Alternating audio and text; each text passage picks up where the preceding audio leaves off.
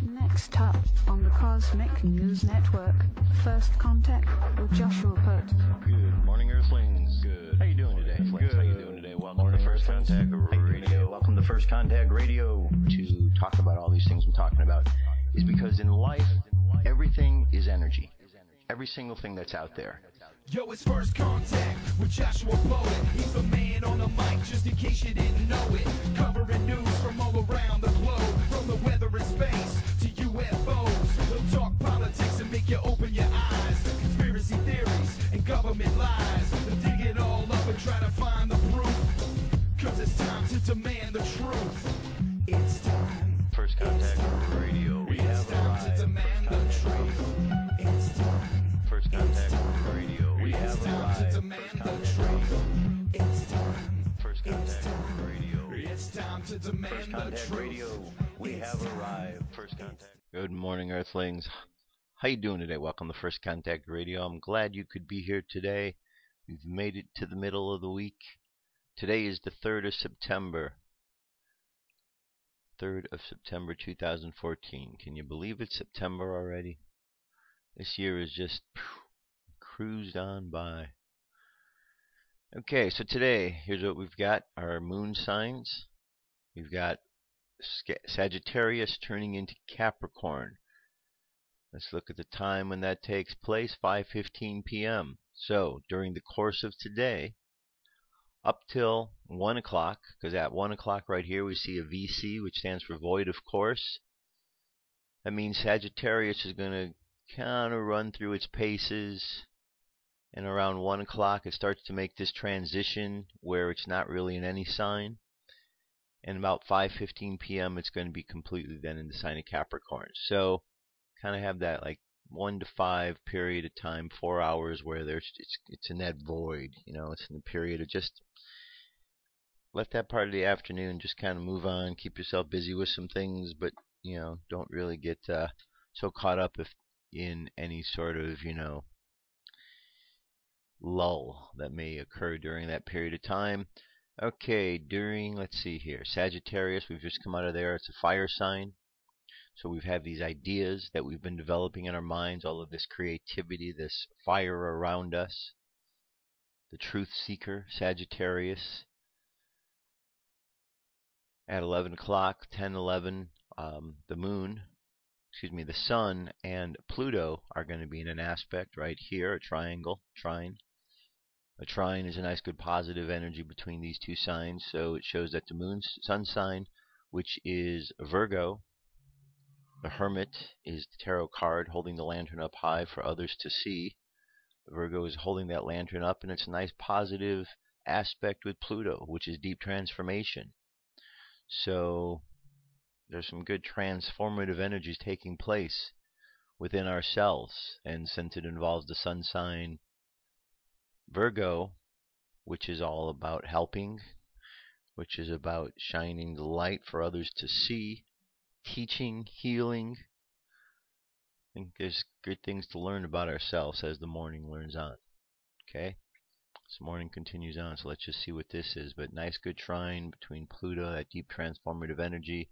And then 1 o'clock, we've got Venus and the moon sign, which at that time is just going to be void of course, is going into it's a nice trine between those signs there. So Venus, our imagination, starts really kicking into an active place in the early afternoon as we're going through this dreamy phase. It is void of course moon, making this transition from fire to earth. Okay, that's what we're doing. We're making a transition of elements from fire to earth as far as the moon sign goes. Sun sign stays the same. That doesn't change. Earth continues to move on, but ideas now, we want to solidify those ideas. We want to bring them into life. How do we do that? Start thinking of practical things. Our subconscious mind is thinking of things involving the earth, practical matters. And then this evening we have a square. Squares are lessons. A lesson between the moon sign, which will be Capricorn at that point in time, and Mercury. So Capricorn, which is illusion, learning to look through illusion. It's earth sign. It's tarot card that represents what we think of as the devil, which isn't necessarily a personality, but more of a psychology. It's learning to look past the things in life that appear to us in front of our eyes that maybe are more than what they are. So in other words, learning to look past illusion. So we have this Capricorn is in a lesson with Mercury. Mercury is communication. So we're going to learn a lesson then between Capricorn, the lessons we learn of Capricorn, and how we communicate those things are going to run into each other. Okay, so we're going to have to take a look and see. Maybe you want to make sure that we're not gossiping. You know, maybe we want to make sure that the practical things of Earth that we're wanting to manifest have some significance. You know, we bring them down into reality. So we're not caught in a world of an illusion of any sort. And then that's basically it for today there. Numerology-wise, we have a number 1. Here's how we've arrived at that. 9 plus 3 plus 2014.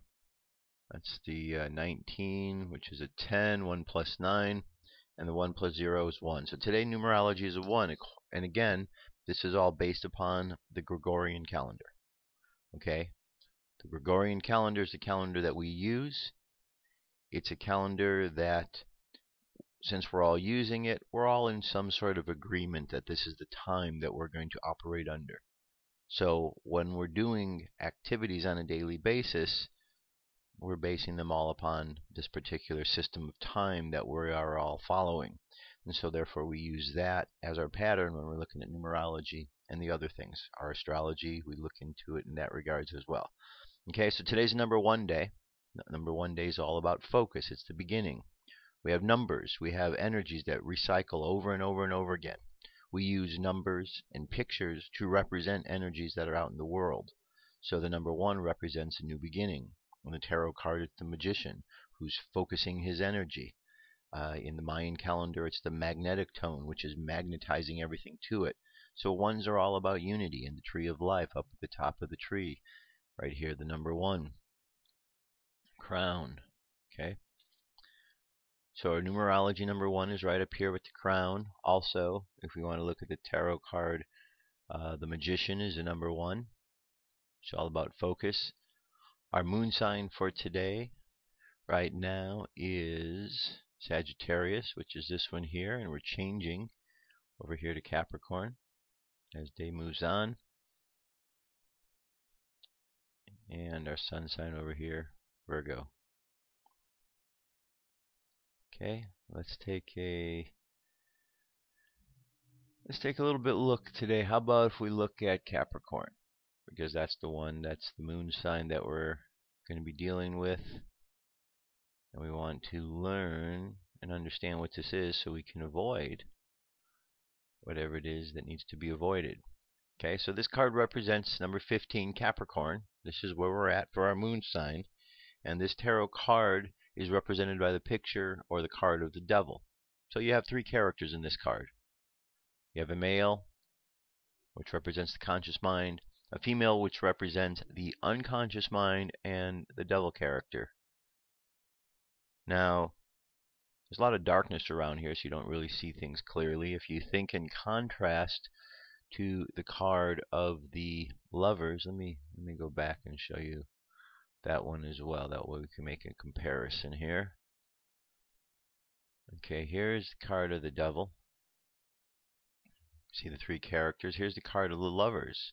Notice the similarity. Male, female, angel. Male, female. This is actually an angel. However, this card teaches a lesson about the physical world. Here we don't see the same direction that the characters are looking as we see here. Here the subconscious mind is looking to the angel, to the higher self. Here the subconscious mind isn't looking up to the higher self. Therefore there's an illusion going on because we're not really seeing things clearly. Here we have 2 characters who think that they're chained to this box when in reality, because we have a 15 here, we add the number 1 and 5 together to equal a number 6. The numerology shows us that this is actually this. So the 1 and 5 becomes the 6, and you have a similarity. So when you're looking through illusion, this is what you see. When you see past the illusion, you realize that this is the true nature of how things are. Up at the top of the head here, you have a star. A 5-pointed star is like a figure that represents a human being. Imagine the star, if it's turned the right way, with the head, 2 arms and 2 legs. But when you flip it up, and if you imagine, okay, so you got the head up top, 2 arms, 2 legs, 5-pointed star, right? What we know of it. Well, let me draw this for you real quick here. Okay, that's what we know of as a star. 5-pointed star, right? Now, if we imagine the energies coming in to this star, and they're coming right from the top, they hit our crown chakra first, right up here, our spiritual center. So as it hits our spiritual center, all that energy flows through our spiritual reality, and therefore we color things according to that way of doing things. However, in this particular image right here, what do you see? You see the star is upside down. Well, what does that mean? Here's what it means really simply. Okay, if this here represents the body and the chakras and the energies hitting crown chakra, but in this case we have it flipped upside down, and we have the same energy coming in, and it's hitting. Where's it hitting first? Okay, we're going to remove this one here. Where's that energy hitting first? The root chakra. The root chakra. It's coming in backwards. Everything's ass backwards, literally. Because when it comes in the root chakra, which is the lower chakra, that's the chakra, survival, sexuality, all those things. So what we basically have is a misuse of energy. Instead of it coming in through the crown chakra like it should, here we've got it coming in through the other chakra. And that makes a difference how we color the world. Therefore, we have the illusion. So that's why you see the image of the star here upside down. It's just a misuse of the energy. That's all. A misuse of the energy, because instead of channeling it the right way, you're channeling it the wrong way. So let me read what this is all about, and I gave you my interpretation. The key of the grotesque and terrible aspect is attributed mirth. The devil is that horrible character of exoteric dogmaticism which is so ridiculous to an enlightened person. But deeper than this, the figure represents the delusion of outward appearance. Key 15 is the opposite of key 6, hence it shows what appears to us when we fail to use the faculty of discrimination. The ancients declared that the devil is God inverted. This refers to the conception of matter as opposed to spirit, though the truth is that both are aspects of the one thing, as is so graphically symbolized by the interlaced black and white triangles familiar with every student of occultism. The black background is a symbol of darkness and ignorance. The inverted pentagram on the brow of the devil symbolizes mental inversion, since it is the sign of man in reverse position. Thus it symbolizes falsehood and delusion. The symbol at the navel of the devil is that of Mercury. The pedestal upon which he sits is a half cube, symbolizing an imperfect understanding of the physical world, which is represented by a full cube. The two figures are personifications of the self-conscious and the conscious minds, and their horns and their hoofs indicate the delusion bestializes human consciousness. The chain which holds them into the block of delusion represents bondage, which is attributed to key 15. Hebrew letter Ayin means eye. It's an earth sign, and it represents Capricorn. Okay? So it kind of puts this in perspective when you start really looking and seeing the meanings of these different signs and symbols. It changes how you look at them, doesn't it? Because then you start to see what they really are as opposed to what it really isn't. All right, our moon is waxing, which means we're going upward towards a full moon, 63% of the way there. In the sky, it says look over to the left of the moon, right after nightfall for the teapot of Sagittarius, tilting and pouring to the right. Okay, let's see. This only goes to here, so our moon's going to be here, so we're going to be looking over here for Sagittarius because we're moving across this way. Mayan Oracle, 9-tone day. 9-tone is called the solar tone of intention. We're on the wave spell of the theme of enlightenment, the sun. So today's the intention of enlightenment. the intention of beauty, so we want to be out shining our light. Today's about shining bright. The phrase for today is I pulse in order to beautify realizing art. I seal the store of elegance with the solar tone of intention. I am guided by the power of flowering. Our solar wind is 396.6 kilometers per second. Our planetary K-index is between 2 and 3, which is considered quiet. We've got a big coronal hole down here and a little one over here, well, a big one over here. We'll just kind of keep our eye on to see where the wind's going to be, but we should be getting hit with something from there, I'd imagine. M-class flare possibility, all right. It's up 35%. It was 20 yesterday, so now we're up. 5% is X-class, and then geomagnetic storm activity, that's going up as well. So we do have some activity taking place around the sun. It says that there's a filament eruption, possibly Earth-directed. We got a big solar far side flare. Okay, so sun's getting active. Just check on that and we'll keep our eye on that. And today here is 8 Elul is the name of today, which is the 3rd of September.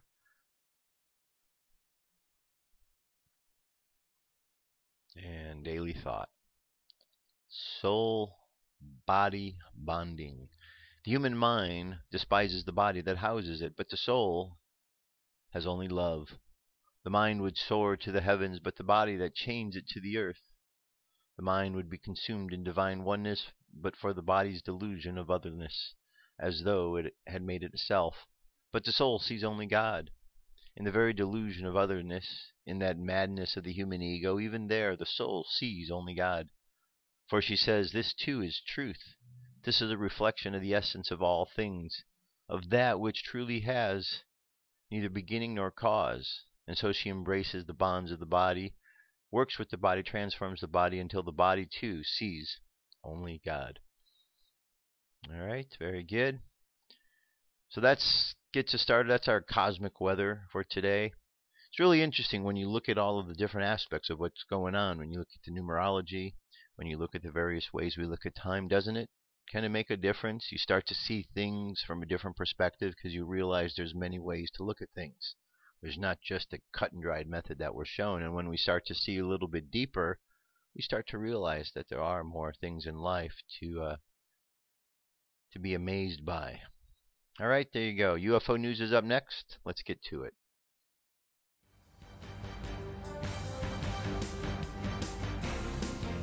This is the UFO News with Joshua Poet. Thank you very much, Dirk. All right, first sighting. This is our favorite volcano, Popocatepetl. UFO over Volcano Popocatepetl in Mexico, the 29th of August. All right. Remember, we have that cam on there, that webcam. And if you are at the First Contact Radio website, we do have a link to the webcams. You can check it out. There's our object right there. I was looking at the live cam and decided to have a look at its archive photos, which are located below the live cam. I found this one on the 29th, and it shows a long cigar-shaped UFO. The cigar UFO is the same as the one that was recorded entering the mouth of the volcano back in February 21st, 2013 and October 26th. I will place the videos below so you can compare. Okay, this video is 6 minutes 30 seconds. There's Scott giving you a description of what he discovered. And then the other videos he talked about, we got right here. These are previous sightings. This one goes back to February 21st of last year. And then here's another one. And you remember we saw this one diving into it, and this one as well. So check out the links so you can see what it is, but there's definite activity going on out there, as there has been for the last several years that we're aware of. Here we have unknown lights over Rancho Cucamonga. There we go. Looks like 3, possibly 4. Maybe that's connected. This interesting UFO sighting was filmed in the night sky above Rancho Cucamonga, a suburban city in San Bernardino County, California, recorded late August 2014. Witness says I was out on a night hike and I looked at the sky. At first I thought it was a plane or helicopters, but then noticed they were perfectly still and their lights were pulsating unlike the lights around them. They were low and orange lights, not like the lights you would see on planes. They weren't flares. I'm not sure what they were at first. I thought that maybe they were on a mountain, but I saw helicopters fly under them. When we got to our car, other people were looking at them as well and tripping out. I'm not sure what they are. That's why I call them UFOs. They reminded me of what I've heard Phoenix lights, but who knows. And here's the actual video. 2 minutes and 13 seconds. Footage of this object right here. Okay. I'm going to leave the link available. That way you can check it out in its entirety. Alright, let's move on from Rancho Cucamonga. Now we're going to go over to Texas, San Antonio. New amazing video footage of a fleet of UFOs recorded over San Antonio, Texas, August 30th. On this video, you will see a formation of what appears to be energy UFO balls of light traveling overhead. As you can see in the video, they appear to be high above the clouds. At first, they seem to hover as the clouds pass underneath. I continued to film. As I zoom in, they seem to be emitting some kind of glowing energy. At some point, they began to travel out of sight. In my opinion, these objects were clearly no artifacts or satellites.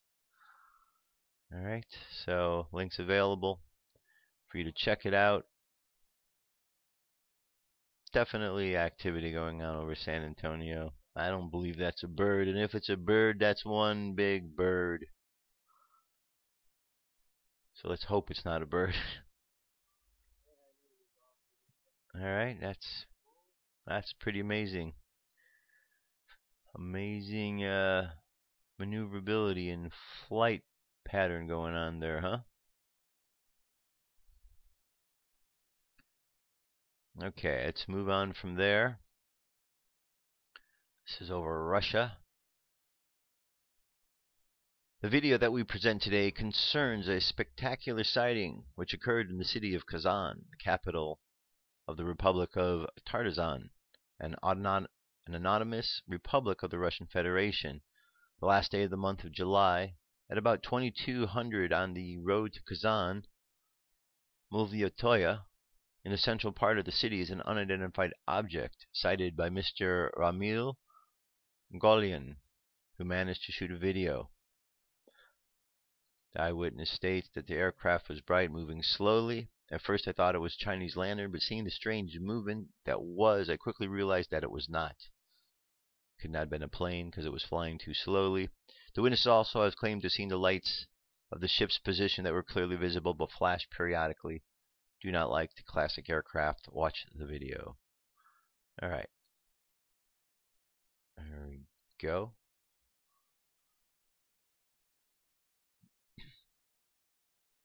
Very good.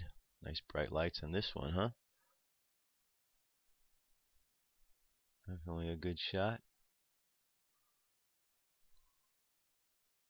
Alright, the link's available. First Contact Radio. Moving on.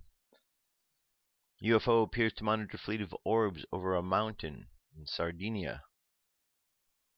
Says I was in Sardinia, just arrived in a nice hotel before coming back home. I was about to take a swim in the swimming pool when I noticed several huge lights in the sky. I took my iPhone and recorded them. After watching the video on PC, I also noticed a strange dark triangular craft hovering next to the lights. It was certainly monitoring them. When the lights disappeared, the craft accelerated and certainly followed them. I'm sure it was some sort of escort. There's obviously a link between that craft and these lights. Okay, and then of course, this video is 3 minutes 7 seconds, and you can see more to it. They're talking about Chinese lanterns, not Chinese lanterns, and why they're not. Because who launches Chinese lanterns in broad daylight? None of these Chinese lanterns could create such a light in these weather conditions. Okay, video's available. Check it out. Next, Star Wars ship becomes a reality. An apparent giant ship was reportedly seen by an Illinois witness At Waltonville Village, the witness reported his encounter to Mutual UFO Network and can be found in case 59230 from the network's reporting database. The witness saw the large aerial object move overhead with a slight glow on August 23rd, 2014, when he was fishing with friends. He said in a statement that the object was flying very high across the sky. Estimated that the mysterious aerial thing had to be at least half a mile long or maybe longer. He described the object as not lit up bright, but had a single glow, nothing fancy. The witness said he'd also seen a lot of things in the horizon, but nothing similar to what he had just seen. The encounter reminded him of some large ships in the Star Wars film. The witness submitted one illustration to MUFON. He said the illustration was generic, in which he made use of the paint just to provide a basic outline. I don't see any image unless this is the image here he's talking about. Alright, links available, you can check it out. And last, conference on Rendlesham. Rendlesham conference bids to shed more light on Rendlesham's UFO. It's a mystery that has captured the attention of both skeptics and believers for more than 30 years. In 2 weeks' time, a gathering of witnesses, researchers, and authors will attempt to shed light on the new extraordinary series of events, often described as Britain's very own Roswell. Among the guest speakers lined up to appear at Rendlesham Forest Incident Conference in Woodbridge later this month are former U.S. Airman John Burroughs and Larry Warman, ex-detective and UFO Truth Magazine founder Gary Hazeltine, and Brooklyn-born paranormal researcher Richard Dolan. It is the third event of its kind in the recent years, following similar meetings in 2010 and 2012, but promises to expand on a mystery that, in the words of one of the speakers, grows deeper by the day. Accusations of cover-up, doublespeak, and obfuscation have only amplified in recent years, with official explanations labeled by some as nothing more than a distraction from the main events. Okay, so check it out. You've heard the Rendlesham story plenty of times. You see it on the various programs, Ancient Aliens and UFO shows. So anyway, there you have it. That's our UFO news today. Let's jump over to... I'm going to jump away for a moment. I'll be back. We'll continue on. How about this is Confirm or Deny. Stay tuned. I have come here to chew bubblegum and kick ass. And I'm all out of bubblegum. Oh, shit.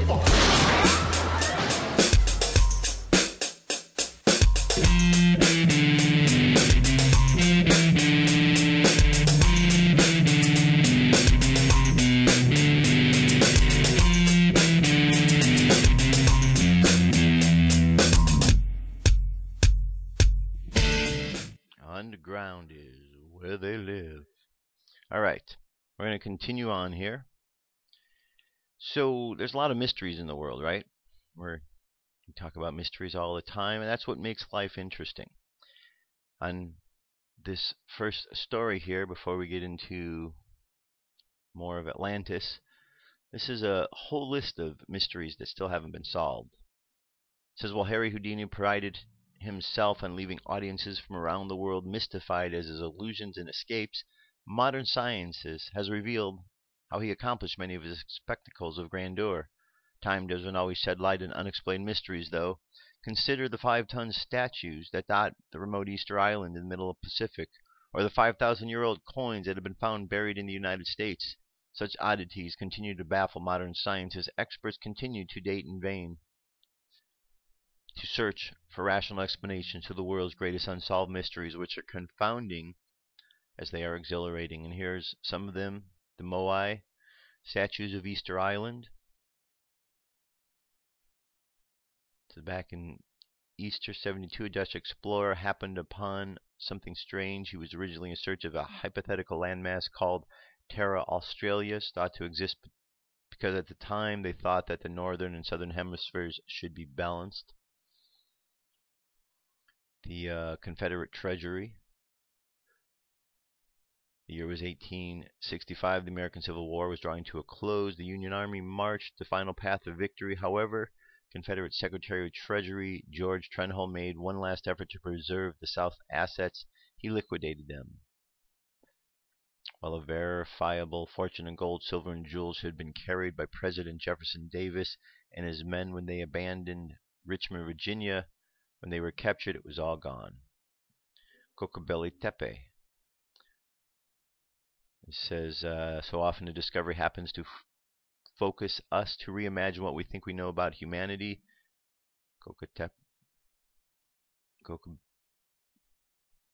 Gobekli Tepe is one of these.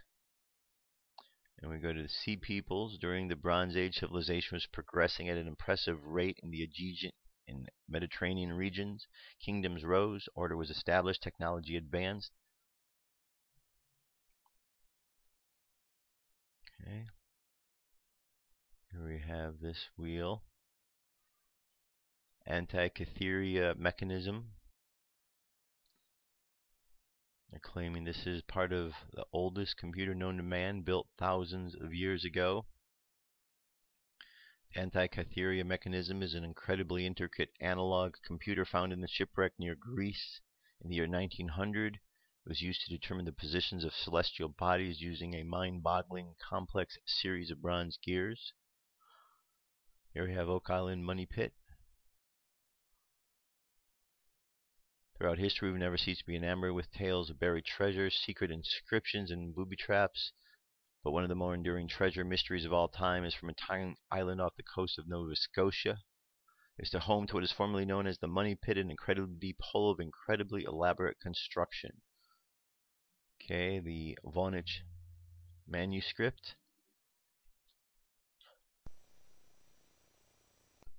It says, forget the art of war. This is the book he'll never finish because no one knows the language. We have the wow signal. We talked about this. This is the signal that came in the summer of 1977. Jerry Amen, a volunteer for SETI, the search for extraterrestrial intelligence, recorded the strongest hard evidence of extraterrestrial life in human history. 1977, by the way, was also the same year that Star Wars and Close Encounters of the Third Kind came out. And we have the real identity for Benjamin Kyle. 2004, a man that would soon adopt the name Benjamin Kyle woke up outside a Burger King in Georgia without any clothes, IDs, or any memories. He was diagnosed with retrograde amnesia, unable to remember who he was, and with no identification, unable to find out. Now, if this is like any other story about amnesia, it would possibly have resolved itself soon afterwards, but the trouble was authorities couldn't identify him either. The Dancing Plague of 1518. The story of the Dancing Plague sounds like something straight out of fiction. On a summer's day in the town of Strasbourg during 1518, a woman began dancing wildly in the street. The day turned into night, the night turned into morning, and she was still dancing. Here we have the SS Orang Medan. June 1947, multiple ships traveling trade routes in the Strait of Malacca, the coast off of Malaysia, receiving a terrifying SOS message that read, all officers including captain are dead in chart room and bridge, possibly whole crew dead. June 47, so this was just a month before Roswell. 47 was a big year, a lot of things went on then. And the Baghdad Battery, we've seen this in pictures in the temples in Egypt. Shocking was electricity used thousands of years ago before we switched it on. When we think of electricity, most of us recall back to a time in school when we learned about Benjamin Franklin, a metal key and a kite. The year of his discovery was 1752, but the existence of the Baghdad Battery suggests the possibility of far more shocking scientific advances in the field, a mind-blowing 2,000 years earlier. Discovered in 1936 and thought to have been created in the Mesopotamian region, these clay pots contained galvanized iron nails wrapped with copper sheeting, and some archaeologists theorized that an acidic liquid was used to generate an electric current inside the jar. All right. So there you go. A lot of mysteries in the world. Lots of mysteries. So it's important that we are aware of all of these things because they're part of our past. And we are all on a journey. We're on a journey to discover who we are, and every day we discover more of who we are.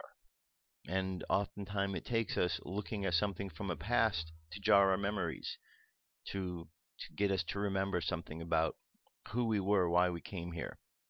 Now on Wednesdays, one of the topic we've been covering for a while has been Atlantis, because Atlantis is one of these time periods in our memory that is very significant to all of us. There are many here on the planet Earth right now that have lived during the time of Atlantis, and we've returned because we want to redo what happened then. And so one of the things that is often discussed amongst those who remember their times of Atlantis is the familiarity that this time period we're in seems to have. That we feel that we've been at this place before, and now we have an opportunity to make another decision, to either go the same direction we went before or not. To either go the same direction or to change it. And we know what happened when we went the direction we went before. It didn't work out so well for us. This time we have an opportunity. But in order to move into that opportunity, sometimes we have to remember what we did in the past that was incorrect so we can change it. In the past was greed, anger, fear, doubt, all kind of things that crept into this land. You know, here's a good question, just something to think about. If we were to get to a place where we had a utopian society, where everything was perfect, how long do you think we could maintain that? Just having everything good. Do you think we could do that for a while? Do you think we're so conditioned that after a period of time of so much goodness going on, we'd have to do something bad to throw into the mix? I think it's a good question, because here we're at that moment where we can either repeat some of the mistakes of the past, or we can make some changes and not do the mistakes. So anyway, let's continue on with Atlantis today. I'm going to go over to this particular chapter here in part 3 of the book, chapter 6. And this gets into the Bible's book of Genesis, and a little bit of a discussion about how that connects to Atlantis. Okay, so there we go. The Hebrews are a branch of the great family of which powerful commerce race, the Phoenicians, who were the merchants of the world 1,500 years before the time of Christ, were a part. The Hebrews carried out from the common storehouse of their race a master of traditions, many of which have come down to us from the oldest and the most venerable of human compositions, the book of Genesis. I have shown that the story of the deluge plainly refers to destruction of Atlantis, and that it agrees in many important particulars with the account given by Plato. The people destroyed were in both instances the ancient race that had created civilizations. They had formerly been in a sinless condition. They had become great and wicked. They were destroyed for their sins. They were destroyed by water. But we can go further, and it can be asserted that there is scarcely a prominent fact in the opening chapters of the book of Genesis that cannot be duplicated from the legend of the American nations, and scarcely a custom known to the Jews that does not find its counterpart among the people of the New World. Even in the history of the creation we find these similarities. The Bible tells us in Genesis that in the beginning the earth was without form and void and covered with water. In the Kishi legend we are told that the first all was sea, no man, animal, bird, or green herb. There was nothing to be seen but the sea and the heavens. The Bible, Genesis 2, and the Spirit moved upon the face of the waters. The Kishi legend says the Creator, the Former, the Dominator, the feathered serpent, those that give life, moved upon the waters like a glowing light. In the Bible, God said, "Let waters under the heavens be gathered together unto one place, and let dry land appear." And it was so. The Kishi legend says the creative spirits cried out, "Earth," and in an instant it was formed and rose like a vapor cloud. Immediately the plains and the mountains arose, and the cypress and the pine appeared. The Bible tells us, and God saw that it was good. The Kishi legend said, "Then Gugamats was filled with joy and cried out, 'Blessed be thy coming, O heart of heaven, hurricane, thunderbolt.'" The order in which the vegetables, animals, and mans were formed is the same in both records. In Genesis we are told, "And the Lord God formed man from the dust of the ground." The Kishi legend says the first man was made of clay, but he had no intelligence and was consumed in the water. In Genesis the first man is represented as naked. The Aztec legend says the sun was much nearer the earth than now, and his grateful warmth rendered clothing unnecessary. Even the temptation of Eve reappears in the American legends. Lord Kingsborough says the Toltecs had paintings of a garden with a single tree standing in the midst. Round the root of the tree is entwined a serpent, whose head, appearing above the foliage, displays the face of a woman. Torquemada admits the existence of this tradition among them, and agrees with the Indian historians who affirm that this was the first woman in the world who bore children, and from whom all mankind are descended. There is also a legend of Sechiquetl, who disobediently gathered roses from a tree and thereby disgraced and injured herself and all of her posterity. The legends of the Old World, which underlie Genesis and were used by Milton in Paradise Lost, appear in the Mexican legends of the War of Angels in Heaven and the fall of Xotemque and the other rebellious spirits. We have seen that the Central Americans possess striking parallels to the account of the deluge in Genesis. There is also a clearly established legend which similarly resembles the Bible record of the Tower of Babel. Father Duran, in his MS Historia Aquica de la Nueva España, AD 1585, quotes from the lips of the native Chola, over 100 years old, the version of the legend as to the building of the Great Pyramid of Cholula, as is follows. In the beginning, before the light of the sun had been created, this land, Cholula, was in obscurity and darkness, and void of any created thing. All was a plan, without hill or elevation, encircled in every part by water, without tree or created thing, and immediately after light the sun arose in the east. There appeared gigantic men of deformed stature, and possessed the land, and desiring to see the nativity of the sun, as well as its occidents, proposed to then go and seek them. Dividing themselves into two parties, some journeyed to the west, others to the east.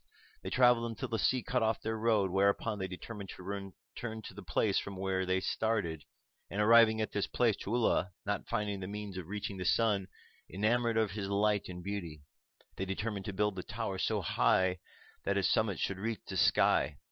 Having collected materials for the purpose, they found the very adhesive clay and bitumen with which they speedily commenced to build the tower, and having reared it to the greatest possible altitude so that they say it reached to the sky, the Lord of the Heavens, in rage, said to its inhabitants of the sky, "Have you observed how they of the earth have built high and haughty towers to mount hither, and being enamored of the light of the sun and his beauty?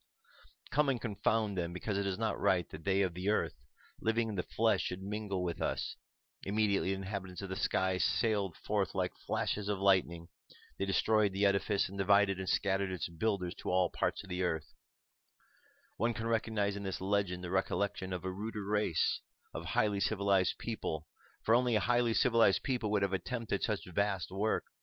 Their mental superiority and command of the arts gave them a character of giants who arrived from the east, who had divided into two great emigrations, one moving eastward, the other westward. They were sun worshippers, for we are told that they were enamored for the light and beauty of the sun, and they built the high place for his worship. The Pyramid of Cholula is one of the greatest constructions ever erected by human hands. It is even now, in its ruined condition, 160 feet high, 1,400 feet square at the base, and covers 45 acres. We have only to remember that the Great Pyramid of Egypt, Cheops, only covers but 12 or 13 acres, to form some conception of the magnitude of the American structure. It must not be forgotten that this legend was taken down by a Catholic priest shortly after the concept of Mexico from the lips of an old Indian woman who was born before Columbus sailed from Spain. Okay, so I can go on and on. Let's see. But it's interesting. We have all of these stories that we're very familiar with, and yet we can find origins of these stories back in stories of lost civilizations. We really have a lot of amazing things on this planet that we could learn from, grow from, remember from. And I think remembering is the key right now, because there's a lot going on. A lot going on. When we look into the world, it's very confusing at times to see all the destruction, all the violence, all the hatred and anger, and wonder how that continues to exist. How does God allow that to exist in this world? That's a question that many ask. Well, I don't believe God just allows this to be. I believe this is all part of a big event that's playing out, and that at the end we're all going to gather together after the fact to celebrate that we made it through this time, but that what we need to do is to find a way to get through this time, to remember a bit more of who we are, so that way we can get to the point of remembering that there is no death, that life continues on, that all we are doing now is learning more about ourselves. And during these times that we're going through, it is something that we're going to learn about ourselves quite a bit. Where do we stand in regards to all of these issues in the world? We have issues of racism. We have issues of gender. We have issues of war versus peace. We have issues of truth versus lies. On and on and on. So this is a good time to really find out who we are. Are we going to side with the powers that be that are only making their decisions based upon greed? Or are we going to side with a higher way of thinking so that we as a planet, as a species, can evolve to a higher level? I believe that we're going to get there. I believe there's enough people that remember the time of Atlantis that do not want to see that repeated. And I think we just need to keep going and doing what we're doing, because we're doing a great job. We just can't get caught up so much in all of the nonsense that goes on out there. And that's really easy to do. Very easy to get caught up. Okay. All right. Here's an article from In5D. It says, Cosmic School, 17 Things We Could Be Learning by Michelle Walling. Have you ever had dreams of being in school? Some people recall classroom settings in their dreams, which may indicate that a multidimensional aspect of themselves is learning more about our cosmic existence. Many people recall the actual cosmic syllabus taught by beings of other dimensions, and many of those people are our starseed children. Is it possible that a part of us goes to school when we dream in order to prepare for living in multidimensional reality? If so, then the ability to do these things and more may already be latent within us, waiting for us to merge with its remembrance of this information. So here's 17 things. We have quantum physics, which is the holograph nature of the universe. We have the nonlinear nature of time and space. The awareness and sentience of all sentient life. Levitation abilities and skills off-world. Understanding the special geometry of thought. How to operate in multidimensional reality. How to communicate, interpret, and interact with other interdimensional and other non-human species. Out-of-body training, telekinesis, telepathy and mind melds, multidimensional ecology. We have manifestation, direct thought, emotion, healing skills, working with energy, the true history of man's origin and information, from your own star heritage, time travel and teleportation, the true nature of the source and universal spirituality and remote influencing. These are all things that could be learned, that we have within ourselves the ability to learn. Sometimes we just have to remember. So some of our younger generations are already remembering what they have been taught in spaceship school. Most, however, do not remember at this time. Children as young as 2 and 3 years old are remembering being taken into spaceships, going to high-level school, and being returned into their bodies within the blink of an eye, as if hardly any time was lost here on Earth. They have been told that they need to be taught these things so they can teach the adults of the planet. This confirms what we have heard about paying close attention to our children, for they just have something that we need to know. Some adults today have been going to school for many years since they were children, and one day they will also begin to have a remembrance of this material flooding in. It says everyone born beyond the year 2000 is a Homo Nodius, according to a young lady in Mary Rodwell's video below. The children will help those of humanity to choose to upgrade their DNA from Homo sapien to Homo Noctius status, and the Homo Novus humans are the ones who will bridge the gap between the two, lifting them up. Transcending fear is the most important thing in making the transition. And here we have a video of girl Crystal. 7 describes the new Earth, says that some will go to the new Earth in jelly-like pods, and then will return to the old Earth to change what is happening there. The new Earth is not in this galaxy. This is in preparation of the new species of human that has been created. The video also confirms that DNA can be reprogrammed by human language and speech. It seems to me that this is what we need more people to come forth to do, to speak the language that reprograms or activates our dominant DNA, to allow us to be multidimensional beings that we are. Then we can in turn teach others how to do this. Alright, the video here is 40 minutes. This particular video here is 40 minutes. Here's a video, let's see here. This video is, where is it? We have an article here basically about the DNA, so how to reprogram the DNA.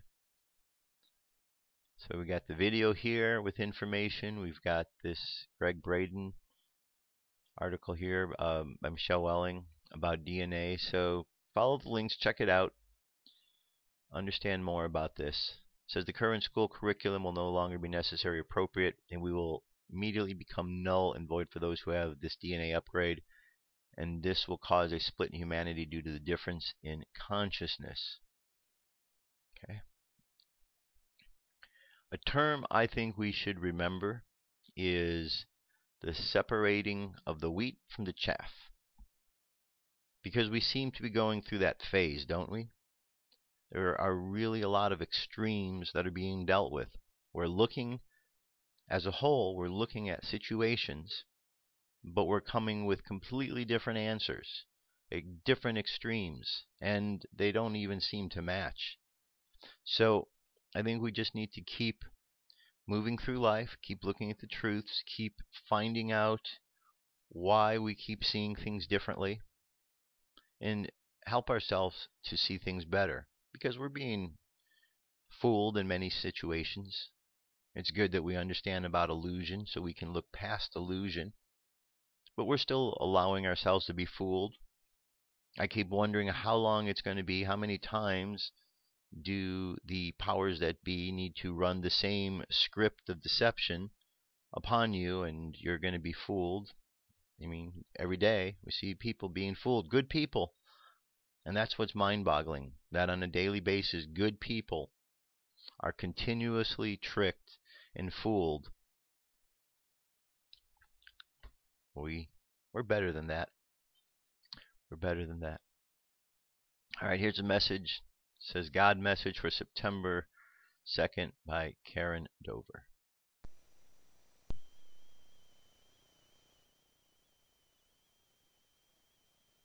God message for September 2nd, 2014. By Karen Dover. Beloved ones, I am the energies that are referenced to you as God, and I am here with you as the new Earth frequency realities now expand and unfold at a very personal and unique level within the human race.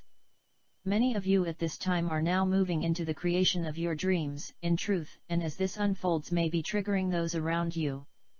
There are events and scenarios that are now placed in your outer waking reality by your soul in order to illuminate clearly the echoes of distortion that remain.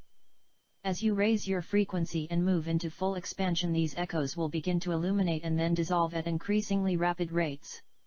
Your challenge in this your human form is to remain in balance and see through the overlays that are being presented. There are those who have taken human form who now move fully into position at a very visible level to confirm truth, at a waking human conscious mind level, and they will begin to illuminate the path for the human race in relation to moving into full manifestation of creation. I place the following coding: titanium, platinum, gold, aluminum. 22330001111111111111. I place the diamond light of truth at the brow, the throat, and the solar plexus. I activate the higher heart and place the seal of Solomon within the earth star and the base chakra. All now move into full manifestation of creation in truth. I am the energies that are referenced to the human race as God, and I stand with all as all now prepare to welcome the human race in truth to the full evolution of a species that has been denied truth in their creation and their experience upon the planet Earth. For all just is. And you are in truth. Alright, very good. Short, sweet, to the point. You know, we're all computers. Computer-like. We all have the ability to be reprogrammed. And the way we're programmed or reprogrammed is by looking at symbols, by looking at numbers, and the way that our minds interpret things isn't exactly what we see. We see something and then our mind takes it, interprets it, and puts it into ways that we understand. We feed information into us, the computer, and as we feed that in, we allow ourselves to grow. So if we just keep growing, then we're going to keep going, doing all the good things we need to do. We just have to not get caught up in the lies. That's the big trick, to not get caught up in the lies. And it's tough to do because on the daily basis, there are lots of lies around us. But we have discrimination. Okay, the Holy Spirit gave us the gift of discernment to discern the truth from a lie. We need to practice this a bit more often, and we'll be all right. All right, let's bring us to our meditation for today. So close your eyes, take a deep breath, and exhale. Take another deep breath. Exhale again. And another deep breath. And exhale. And just imagine yourself floating on the breeze, completely relaxed. Feels like you're floating on the water. You can't really tell the difference because the energy is moving the same. But you float there freely, and as you float there freely, you observe all of the energy of life moving around you, moving past you. And in this relaxed state, you see that everything you're looking at has more meanings than just the original look. That you realize there is an outside appearance and then an inward appearance. And when we learn to look at both, we learn to understand how they operate together so that we can strengthen our outward and our inward appearance. We look at life and we see all the positive things that are taking place. And at the same time we look and realize there are also negative things taking place. And we don't understand why that these things all exist. So we step back and we look at it from another perspective, and we see a perfect dance that is taking place, balanced out. We come to understand that the souls on both sides are simply playing out the part that they chose to play, dealing with the lessons that they chose to deal with, perhaps clearing karma for past mistakes. And as we look at things from this perspective, we begin to understand that each and every individual is going through their own individual experience, while at the same time we collectively go through an experience together. And as we learn to understand the difference between our individual experience and the collective experience, we begin to understand a bit more of how they work together and realize how important they are to each other, the one and the many. And so we realize that simple thoughts of goodness, of positivity, made by one individual can change the whole collective. And as one by one each individual changes and opens their heart to love and positivity, the entire collective group changes as well. So we go through the world today, taking this lesson and just sending love out to the world. We contemplate the words of today's affirmation: I am a winner. I am a winner. And we are all winners in this life. All of us.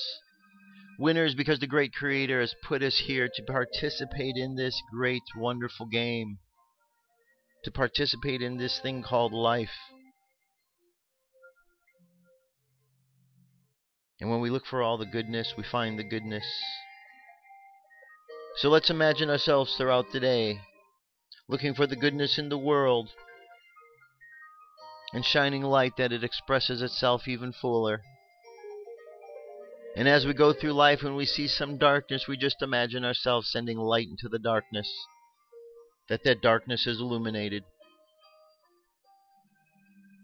And with that darkness, the illumination continues to illuminate the fears and the doubts, so they dissipate. And all that is left is love and positivity.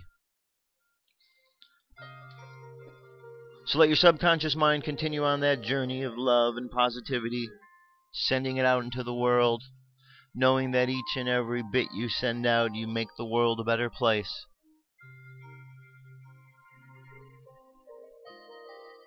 And let the conscious mind come back to the present moment on the count of 3. 3, coming back to the present moment filled with confidence. 2, coming back to the present moment filled with faith. 1, coming back to the present moment happy, healthy, and whole. Happy, healthy, and whole. Take another deep breath. Exhale, and open your eyes. That's it, my friends. That is the show for today. Thank you so much for being here. I appreciate that you take the time each and every day to come check out the show, see what's going on here. Tomorrow we're going to continue on with the Pleiadians, and then Friday, of course, is Jesus Friday. So that's what we've coming up the rest of this week. I'll be back tomorrow. You have yourselves an awesome day. I love you. Keep loving each other, and I'll talk to you soon. Peace. I'm out of here.